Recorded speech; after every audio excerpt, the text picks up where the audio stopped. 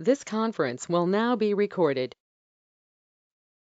Okay, good morning, everybody, and welcome to this webinar. And thank you for all those people who are joining us from overseas. It's much appreciated. I don't know how you got hold of this, but it's much appreciated that you have, and I hope we can be of help for you. This morning, just a few pointers first of all, and we have to read out our general disclaimer first of all that what's happened there. That the following presentation is provided for general guidance only, and professional advice should always be sought before any transaction is undertaken. Individual circumstances can vary, and therefore no responsibility can be accepted by Harts Limited or any of their affiliates for any action taken or any decision made to refrain from action by attendees of this presentation. So some of the things we want to talk about this morning, we'll be here for about half an hour this morning, it's all about business planning and, more importantly, strategic planning. And one of the some of the case studies that we've worked with over the last 12 to 18 months or so are very varied and wide. So for instance, we've worked with a car leasing company where we have managed to improve their profits, grow their business, increase turnover. We worked with a digital marketing company, a scientific recruitment company, a heritage venue, and software company. So there's a broad range of businesses that we actually work for where this applies to. So basically, any business that wants to do some sort of planning will benefit from doing some sort of strategic planning. And what I'll briefly cover this morning is what is a strategic plan? How does it compare to a business plan? And there is a difference. Why you need to plan? What can happen if you don't? And what you need to consider to prepare one, and then how we can help at the end of it. So why do a plan? And why is this so important? Well, it gives you what you want, both from a business and a personal point of view. It will give you enormous focus. Those that have been through the process will have great focus on what they're trying to achieve and how they're doing it. It will give you targets to aim for. It will give you an action plan moving forward. It gives you kind of a blueprint for your whole of your business for the future. It also makes you accountable. Many businesses plan, but normally it's just up here and it's never written down on paper anywhere. And what we need to do is get that information down on paper so you become not only accountable to yourself for what you're actually doing, but also accountable to your other employees, your team, your staff, the other members of the company as well. So you become accountable for everything that you do. Certainly with the pandemic, it can be a method of survival because you can actually plan to how you go forward and where you go. We could also look forward because you can have some growth, and then we can look at profit, and you'll actually get satisfaction and achievement out of it as well. So what can go wrong if you don't do any sort of planning? Well, the company has no direction. It goes off in all sorts of different ways and different directions, and it never actually reaches what it wants to achieve. You've got no clear leadership. And if you've got no clear leadership, then the people working for you won't realize what to do. You can be very short-term thinking. You're firefighting the whole time because what you're going to be talking about, what you're going to be doing is dealing with problems as they arise. So what you want to do is make sure that you're actually having some sort of a long-term plan that you're aiming towards. Your customer expectations may well not be met simply because you're not sure what you're trying to achieve. So you're going off and doing all sorts of things and you're not actually focusing on what your customer wants. It can lead to low staff motivation. It can lead to low morale. People working for you might not understand what you're doing and why you're doing it. It also means you can miss out on opportunities as well. You can also have regulatory stuff which throws you off course if you're under regulation by one of the registered bodies in this country or even overseas. It means that you might fall foul of those regulations if you don't plan your business properly. You can become complacent. What if things are going very well indeed and you become complacent about what you're doing and you won't realize that things may be dropping off slightly. And also you've got to be aware of having a bad strategy. And so if you have a strategy which is all woolly and fluffy and doesn't really mean anything, for me, Manchester United are the greatest team in the world. But as a strategy, making Manchester United the best team in the world is not a strategy at all. It's just a fluffy idea of what you'd like to do. So strategy and planning gives you the opportunity to work on your business. Everyone's working towards the same goal, and it also gives you immense direction and focus on directing where you want to achieve. What we tend to look at, if you're looking at a strategy, is for a business, is what you need to look at first of all is what are the personal and business objectives of that business? What are you personally trying to achieve? What are the business objectives? We'll look at all of these briefly in turn. We look at your pricing. You need to look at what sort of products you're producing. You need to have a look at your sales and marketing plan, your financial modeling, and management and staff and teams of all your employees. All of those form the basis of your central point of your strategy for your business going forward. So, what is a strategic plan? Basically, we're going to say, look at where you are now, consider where you want to be in 5 years' time, and then plan a route of how to get there. Now, what's the difference really between a strategic plan and a business plan? Well, coming back to the football scenario, because we're in Manchester, we've got the greatest football teams here. A football team's business plan may well be that they're going to win, their strategic plan will be they're going to win games by scoring as many goals from corners as they can. So that's their strategy overall. That's their strategic plan. They're going to score more goals than the opposition from corners. That's what they're going to do. That's their strategy to win games. The actual business plan equivalent is to say, right, how are we going to take those corners? We might work out 10 different scenarios on the training pitch. That is your actual business plan. That's going into the nitty-gritty of how you're actually going to achieve your strategy of winning the games by scoring the goals from corners. Whereas the actual business plan element is just saying we are going to take them in this different method. What you'll find is your competitors will catch up with you because they'll see what you're doing. They'll watch videos of how you're playing. Your competitors will see how you're actually doing this. So what you do is you adapt your business plan to meet your strategy. You will still have the overall strategy of winning your games from scoring as many goals from corners as you can, but the business plan might change. You might develop new strategies to keep ahead of your competition. And that's much the same as it is in business. You want an overall strategy of what you're trying to achieve. How you actually carry it out is the business plan element. So in looking at your overall strategy, you need to look at all areas of the business, including all your products and services, your geographic locations, marketing, pricing, SWOT analysis, systemization, assessing your industry, competitors, and market trends, and then we actually follow up. And these are all the elements of what you actually want to bring into a strategic plan. So if we start looking at your personal objectives questions, so this is you personally, not to do with the business. So sort of questions you should be asking yourself, or we will ask you in a session, is how do you feel on a Sunday evening? Are you really looking forward to work? Or do you wish the weekend was longer? Or you're okay with it? There's no right or wrong answers on this. It's a question of how you actually feel. Because if you turn around and say, well, actually, I wish the weekend was longer. I don't want to go to work. Okay, most of us don't want to go to work on a Sunday night, but there might be something much deeper there to say, well, actually, I really hate what I'm doing. I don't like the way this company is being run. I want to change the way things are going. So we'll look at that. How much do you want to earn? Are you happy with your current salary? Do you want more? You might be happy on earning 50,000 a year, 20,000 a year, £1 million a year. Again, there is no wrong and right answer to this. How long do you want to carry on working? Do you want to work 5 days a week? Do you want to work 7 days a week? Do you want to work harder? Do you want to work a day a week? We talk about this as well. How many holidays do you want to take each year? Are you happy with what you've got? Would you want more time off to spend with the family and doing other things and other interests?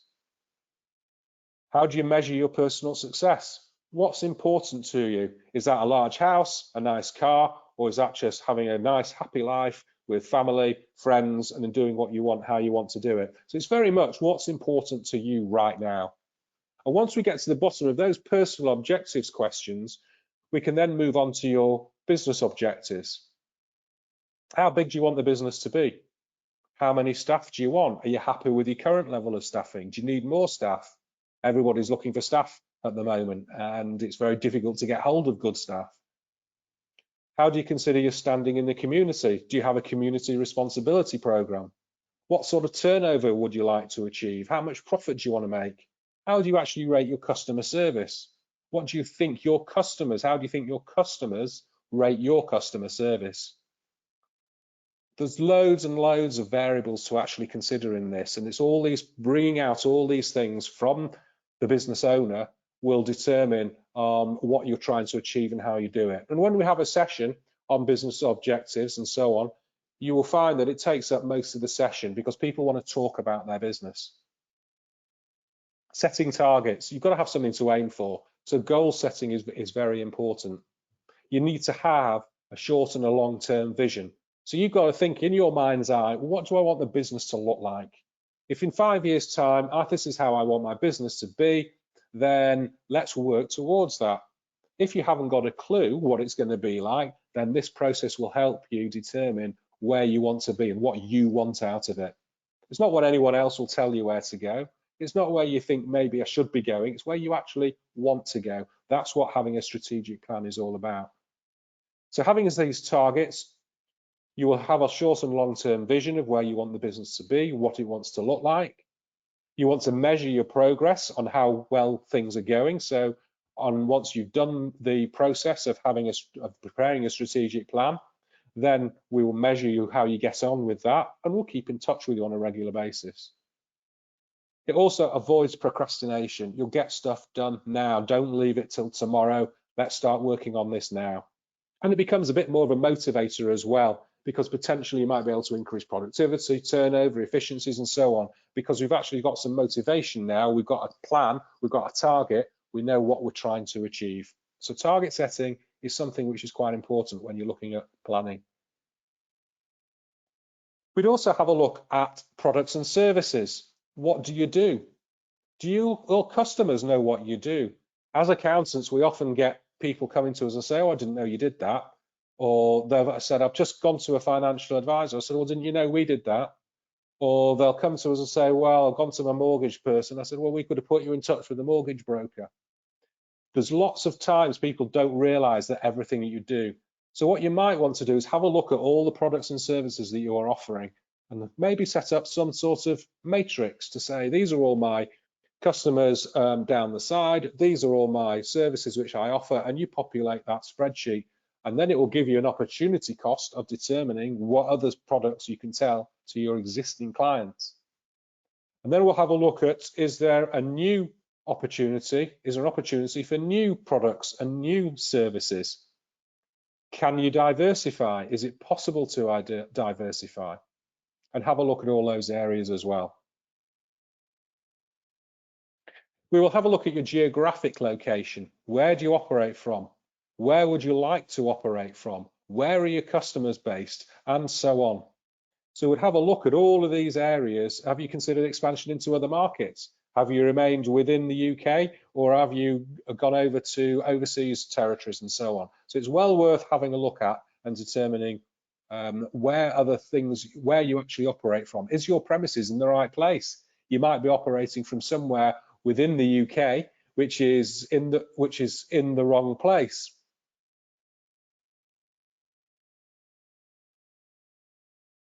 Marketing is the next area we have a look at, and most people don't have some sort of marketing plan. And all the businesses that I've talked to so far, when we've gone through this process, none of them have had a marketing plan. They might have had an idea in your head, this is what I fancy doing, but get it down on paper. You need to make some sort of marketing plan. Otherwise, how are you going to win more customers? It needs to be a systemized approach to be able to generate more business and generate more business from both new customers and from existing customers. Then have a look at what resources you need to invest to grow. Is your brand on message? Make use of social media. The social media is the way to go these days for all sorts of marketing, and a lot of it is very, very cheap and it will cost you nothing. So for instance, you can be very active on LinkedIn, you can be very active on YouTube, You can be very active on Instagram and all the other, Facebook and all the other social media platforms that are out there. So have a look and see what sort of marketing plan you're doing. And are you getting the right message, the right brand message across to all of your customers? Pricing. Have a look at pricing. Have a look at your pricing structure. Is there an opportunity for premium pricing? So what do we mean by premium pricing? Well, basically, is there anybody else not doing what you're doing? Are you one of the only very few people in the market that are offering that service? If that's the case, and if you're the only person offering that service, even better. Because then there's a great opportunity for premium pricing, and you can charge more for the services that you've got. Is there an opportunity for increasing prices as well? I've heard this many times where people say, well, I don't want to increase my prices, I'm not too sure about it. Excuse me, whether that will actually improve our position or not. Bear in mind, you can, in most circumstances, you can increase your prices and you will not lose that many customers. If you do actually do the maths, if you put your prices up by say 10%, you're not going to lose 10% of your customers. So you'll end up earning more for doing less. And isn't that an ideal that we're all aiming for? Do you know what your competitors charge? Do you know the market? Do you understand your market? If not, do some more research. And can you bundle or unbundle some of your products? Is there a method by which you can say, well, actually, let's split down what we're doing, rather than having this one big service that we're offering or one big product that we're offering, split it down into various components, charge slightly more for all of them, and generate increases that way around. These are all methods of all things that we look at when we're actually doing a strategic plan. Is your whole pricing structure of all your products and services what you need, what you want? And then we're going to look at how you target new customers.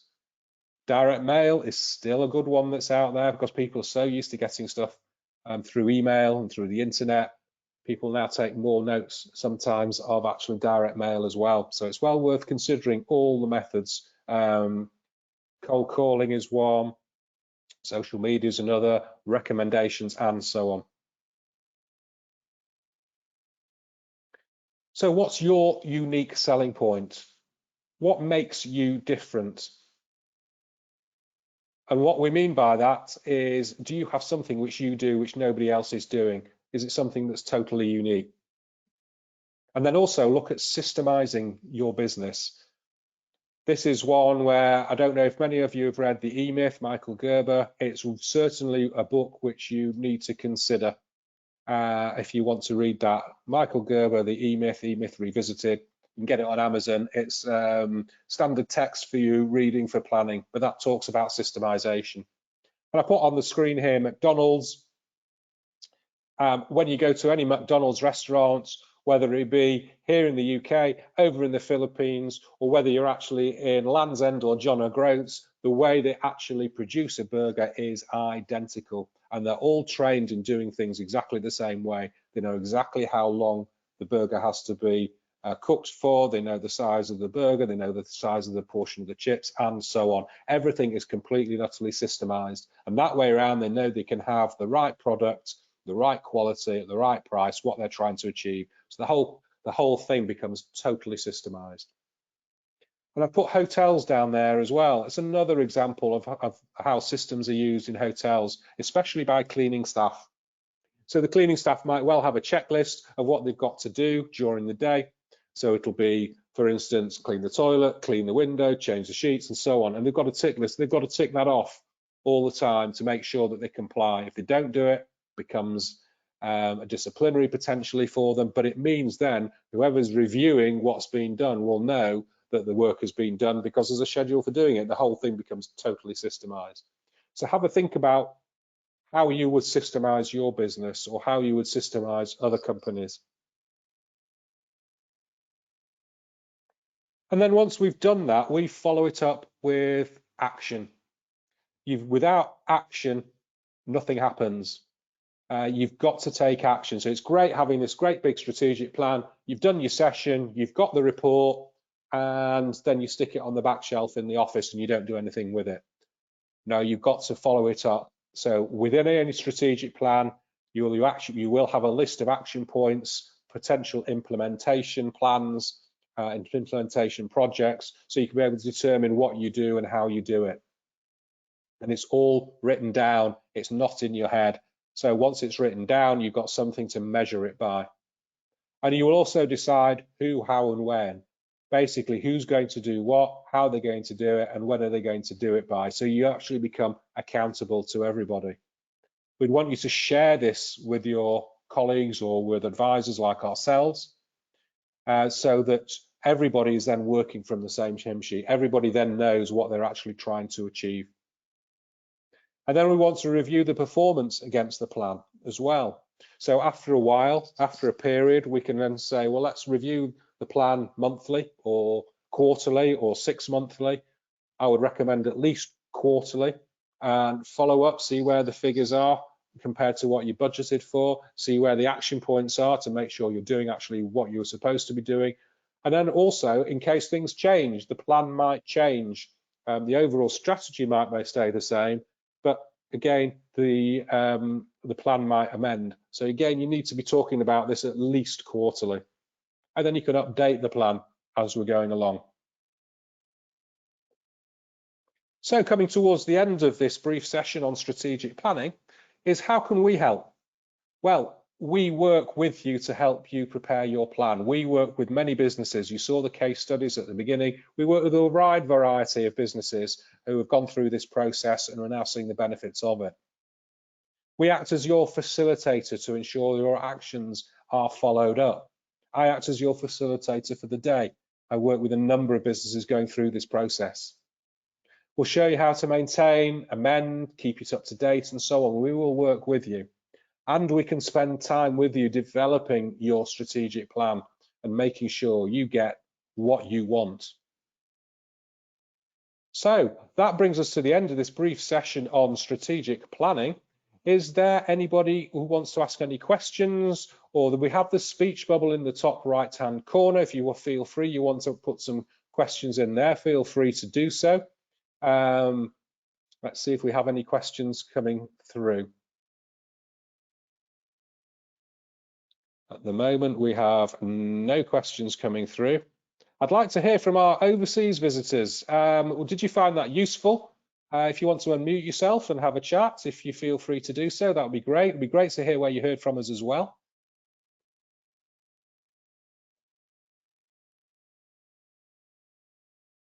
No,